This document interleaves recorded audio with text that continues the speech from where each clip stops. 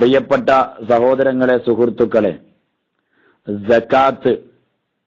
സക്കാത്ത് എന്നതിന് അത്തത്ഹീറു വന്നമാ, ശുദ്ധീകരണം, അഭിവൃദ്ധി എന്നൊക്കെയാണ് അർത്ഥമുള്ളത്.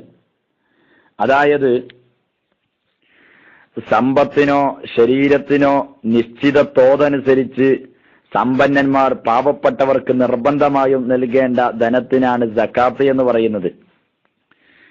ഈ സക്കാത്ത് കൊടുത്തുവീട്ടലോടുകൂടെ കൊടുത്തുവീട്ടുന്ന വ്യക്തിയുടെ ഹൃദയത്തിൽ ആത്മീയത കൈവരിക്കുകയും അതുപോലെ തന്നെ അവന്റെ സമ്പത്ത്, ബാക്കിയുള്ള സമ്പത്തിൽ ഒരു ശുദ്ധികലശം വരുത്തുകയും ചെയ്യുകയാണ്. സക്കാത്ത് കൊടുത്തുവീട്ടുക എന്നത് ഇസ്ലാമിന്റെ പഞ്ചസ്തംഭങ്ങളിൽ ഒന്നാണ്. ഇത് പണക്കാരന്റെ, സമ്പന്നന്മാരുടെ ഔദാര്യമല്ല, മറിച്ച് പാവപ്പെട്ടവന്റെ അവകാശമാണ്. അതുകൊണ്ട് തന്നെ സമ്പന്നന്മാർ, പണക്കാർ തങ്ങളുടെ ധനത്തിൽ നിന്ന്, സമ്പത്തിൽ നിന്ന് നിശ്ചിത വിഹിതം വർഷാവർഷം പാവപ്പെട്ടവർക്ക് നൽകണമെന്നാണ് വിശുദ്ധ ഇസ്ലാം പറയുന്നത്. എല്ലാ വസ്തുക്കളിലും സക്കാത്ത് കൊടുക്കണമെന്ന് ഇസ്ലാം പറയുന്നില്ല. സ്വർണം, വെള്ളി, ആട്, മാട്, ഒട്ടകം, സാധാരണ ഭക്ഷണമായി ഉപയോഗിക്കുന്ന ധാന്യങ്ങള്, അതുപോലെ കാരക്ക, മുന്തിരി, കച്ചവടച്ചരക്ക്, ഗനി, ഈ പറയപ്പെട്ടവകളിലാണ് ഷാഫി മദ്ഹബ് പ്രകാരം സക്കാത്ത് നിർബന്ധമാകുന്നത്. ഈ പറയപ്പെട്ടവയിൽ മാത്രമേ സക്കാത്ത് കൊടുക്കേണ്ടുള്ളൂ.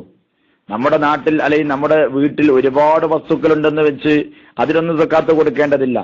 സ്വർണം, വെള്ളി എന്ന് പറഞ്ഞപ്പോ വജ്രം, മുത്ത്, അല്ലെങ്കിൽ രത്നങ്ങള്, ഇതിനേക്കാളും കൂടുതൽ വിലപിടിപ്പുള്ള സാധനങ്ങൾ, അതിലൊന്നും സക്കാത്തില്ല. ആട്, മാട്, ഒട്ടകം എന്ന് പറഞ്ഞപ്പോ ഇനി കുതിര, അതല്ലെങ്കിൽ കഴുത, അല്ലെങ്കിൽ ആനയുണ്ട്, ഇതിനൊന്നും സക്കാത്ത് കൊടുക്കാൻ ഇസ്ലാം പറയുന്നില്ല. ഹബീബായ നബി സല്ലല്ലാഹു അലൈഹി വസല്ലം തങ്ങൾ പറയുന്നത് കാണാം, ലൈസ അലൽ മുസ്ലിമി ഫീ ഫറസിഹി വ ഗുലാമിഹി സദഖ.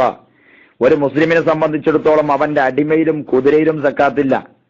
അപ്പൊ എല്ലാ വസ്തുക്കളിലും സക്കാത്ത് കൊടുക്കണം എന്ന ധാരണ അത് തെറ്റാണ്.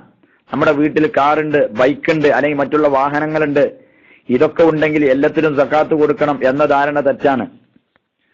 ഇസ്ലാം നിർദ്ദേശിച്ചതിൽ, പറഞ്ഞതിൽ മാത്രം സക്കാത്ത് കൊടുത്താൽ മതി.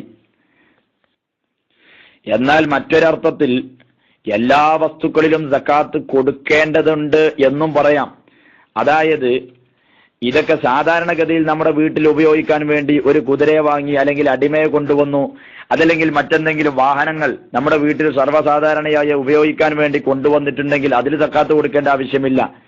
എന്നാൽ ഈ വസ്തുക്കൾ മുഴുവനും ഒരു കച്ചവടച്ചരക്കായിട്ട് വിൽക്കാൻ വേണ്ടി കൊണ്ടുവന്ന് വെച്ച വാഹനങ്ങളാണ്, അതല്ലെങ്കിൽ അടിമ, ഇത് വിൽപ്പനക്ക് വേണ്ടി കൊണ്ടുവന്നതാണ്, അല്ലെങ്കിൽ കഴുത, കുതിര, ഇതുപോലത്തെ മൃഗങ്ങളെ അത് നമ്മള് വിൽപ്പനക്ക് വേണ്ടി കൊണ്ടുവന്ന ചരക്കുകളാണെങ്കിൽ വർഷം തികയുന്ന സമയത്ത്, കച്ചവടം തുടങ്ങി ഒരു വർഷമാകുന്ന സമയത്ത് ഇസ്ലാം പറഞ്ഞ നിശ്ചിത വിഹിതമുണ്ട് എങ്കിൽ എന്നാ പിന്നെ അതിൽ സക്കാത്ത് കൊടുക്കണം. അതല്ലാതെ സർവ്വസാധാരണയായി നമ്മൾ ഉപയോഗിക്കുന്ന വസ്തുക്കളായിട്ട് ഉള്ള സമയങ്ങളാണ് എങ്കിൽ അതിൽ സക്കാത്ത് കൊടുക്കേണ്ട ആവശ്യമില്ല.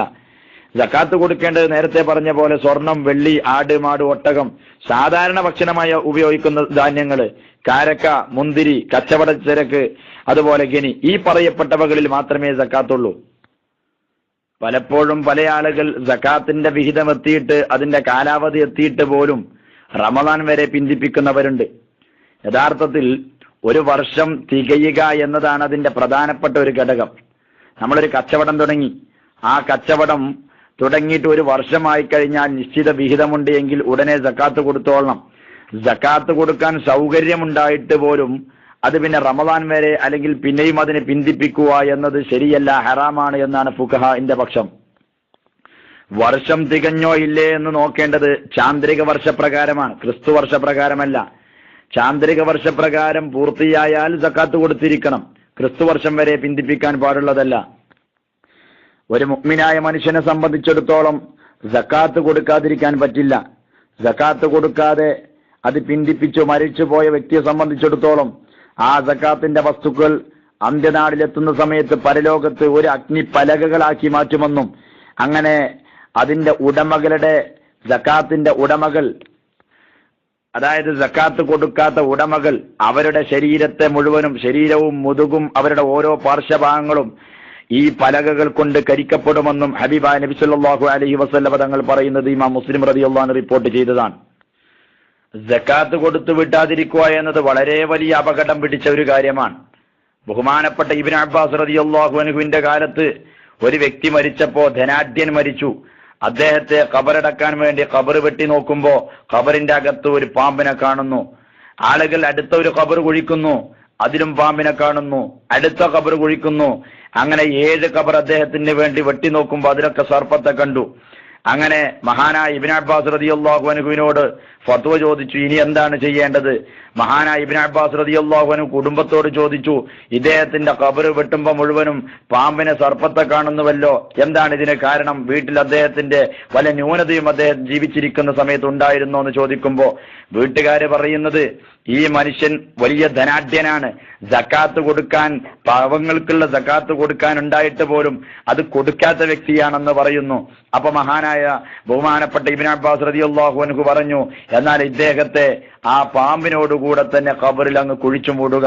കാരണം ഇദ്ദേഹത്തിന് വേണ്ടി എത്ര ഖബർ കുഴിച്ചാലും അതിലൊക്കെ പാമ്പിനെ കാണും. അതുകൊണ്ട് അദ്ദേഹത്തെ പാമ്പിനോടുകൂടെ ഖബറിൽ കുഴിച്ചിടുക എന്ന് മഹാനായ ഇബ്നു അബ്ബാസ് റളിയല്ലാഹു അൻഹു പറയുകയാണ്. അതുകൊണ്ട് സക്കാത്തിന്റെ വിഷയം ഗൗരവമായി മനസ്സിലാക്കുക. ഇൻഷാ അല്ലാഹ് സ്വർണം, വെള്ളി, അതിനോട് കിടപിടിക്കുന്ന കറൻസി, അതുപോലെ തന്നെ കച്ചവട സാധനങ്ങൾ, ഇങ്ങനെ തുടങ്ങി പ്രധാനപ്പെട്ട വിഷയങ്ങളിലുള്ള സക്കാത്തുമായി ബന്ധപ്പെട്ട് തുടർന്നുള്ള ക്ലാസുകളിൽ കേൾക്കാം ഇൻഷാ അല്ലാഹ്. അല്ലാഹു തആല തൗഫീഖ് നൽകുമാറാവട്ടെ. അസ്സലാമു അലൈക്കും വറഹ്മത്തുള്ളാഹി തആല വബറകാതുഹു. www.hubburrasool.net